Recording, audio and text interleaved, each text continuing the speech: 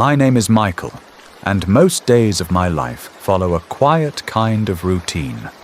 I live with my wife and our 2 kids, a boy and a girl, in a small suburban house that always feels a little too busy during the week. Mornings are usually rushed, filled with alarms, school bags, coffee cups, and the soft but constant feeling that we're always running just a few minutes behind. By the time Friday night comes around, we're all carrying the weight of the week in different ways. The kids are tired from school, my wife has that quiet exhaustion in her voice, and I can feel it too, somewhere in my shoulders and the back of my mind. That was when the idea came up.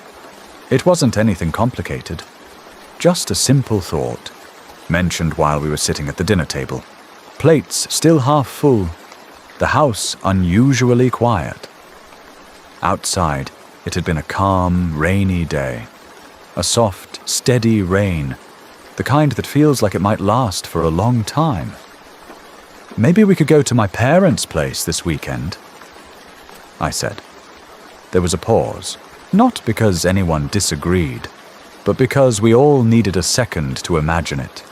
The slower pace, the open space, the kind of quiet that doesn't come from silence, but from distance. My wife looked at me, then at the kids. "I think that sounds nice," she said. The kids didn't say much at first, but I could see it in the way they sat up a little straighter. They had been there before, of course. They remembered the animals, the yard, the way time seemed to stretch out differently there. We didn't talk about it much more after that. We didn't need to. That night, we went to bed a little earlier than usual. The rain continued softly outside, and the next morning, we woke up before the sun. The house felt different at that hour, still and quiet, with that soft, early morning air that makes everything feel slower, even before the day begins. A light rain was still falling outside, steady and gentle. I got out of bed first, moving carefully so I wouldn't wake anyone too suddenly. But my wife was already awake, sitting up slightly, her hair still a little messy from sleep. "You're up early," I said quietly. She smiled just a little. "So are you." We didn't rush. There was no need to. While she made her way to the kitchen, I started gathering a few things we'd need for the trip. It wasn't a long stay, just the weekend. But there's always more to pack when you're traveling with kids. Small bags, extra clothes, a few things they might want on the road. I moved back and forth between rooms, keeping the lights low, letting the house stay in that soft half-darkness. From the kitchen, I could already hear quiet sounds beginning. The soft click of the stove, the gentle movement of cups and plates, the familiar rhythm of someone preparing something simple. After a while, I stepped outside briefly to open the car and start placing a few of the bags inside. A light drizzle was still falling, quiet and consistent. The sky remained overcast, holding that same calm grey tone. When I came back in, the smell of coffee had already filled the kitchen. It was the kind of smell that doesn't rush you. It just settles into the space, warm and steady. The kids came in not long after, still a little sleepy, moving slowly, their voices quieter than usual. "Are we going now?" my son asked, rubbing his eyes. "Soon," I said. "Let's eat first." We all sat together at the table. It wasn't anything elaborate, just coffee for us, something light for the kids, bread, a little butter, something simple to start the day. We didn't talk much at first. Sometimes mornings are better that way. After a while, conversation came naturally. Small things, nothing important, just enough to fill the space without disturbing the calm. When we finished, I stood up and took a last look around the house. Everything was in place. Quiet. Waiting. All right. I said softly. "Let's go."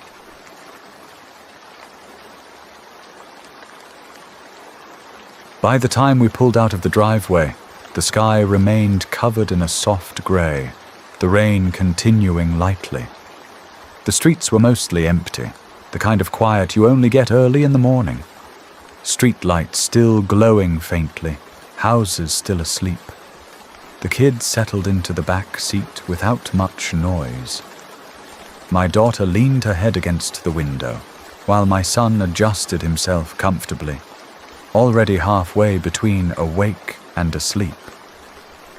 My wife sat beside me, holding a cup of coffee carefully as I started driving. We didn't turn on the radio right away. For a while, the only sound inside the car was the low hum of the engine and the soft movement of tires against the road. It wasn't long before we reached the highway. Outside, the laced rain continued, the small drops tapping gently against the windshield and sliding downward. I turned on the wipers, letting them move at a slow, even pace. The road stretched ahead of us, long and open. Trees lined both sides, their shapes softened slightly by the grey sky and the steady rain. No one in the car seemed bothered by it. The kids were quiet in the back, drifting in and out of sleep. My wife rested her head slightly against the seat, watching the road ahead without saying much. We passed small towns along the way, places that were just beginning to wake up. A few lights on here and there, a car or two moving slowly in the opposite direction. The drive wasn't long, maybe 2-3 hours at most, but it felt like something separate from the rest of the week. Like time had slowed down just enough for us to notice things we usually didn't. At one point, my son spoke up softly. "Are we close?" "Getting there," I said. He nodded, satisfied with that, and went quiet again. The rain remained steady as we continued. Eventually the road became more familiar. Less traffic, narrower paths, more trees, more open land. I recognized the turns without needing to think too much about them. And after some time, we reached the final stretch. A dirt road, slightly darkened by the rain, leading towards the place I had known for most of my life. As I turned into it, something shifted quietly. The house came into view, simple and steady. "Here we are," I said.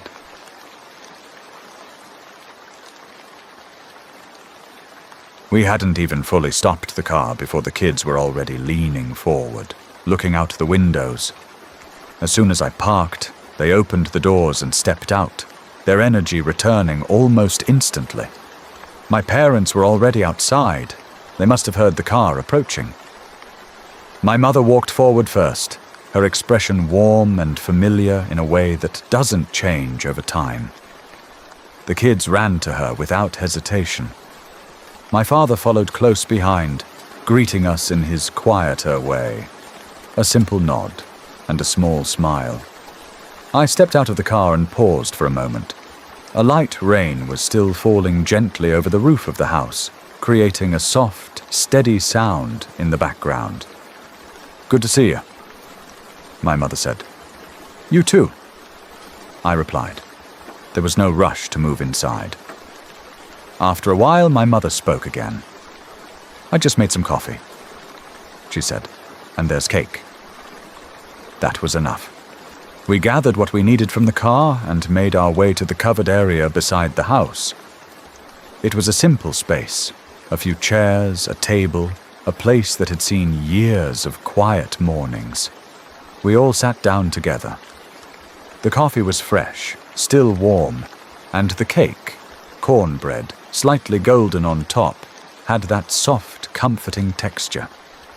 Around us, the farm moved at its own pace. Chickens wandered across the yard. A dog rested nearby. In the distance, other animals made soft, steady sounds. Conversation came naturally. My parents began telling small stories, moments from when I was younger, things I hadn't thought about in a long time. The kids listened quietly. Time moved gently. The rain continued softly in the background. At some point, it began to grow lighter. The sound on the roof softened, and little by little, the rain started to fade. Then gradually, sunlight began to appear, touching the tops of the trees, catching on leaves still wet from the rain. We stayed there a little longer, sitting together, drinking coffee, letting the moment settle, and as the rain finally came to an end, the day opened up around us. We knew we would spend the rest of it there, together, without needing to decide anything right away, and that was enough.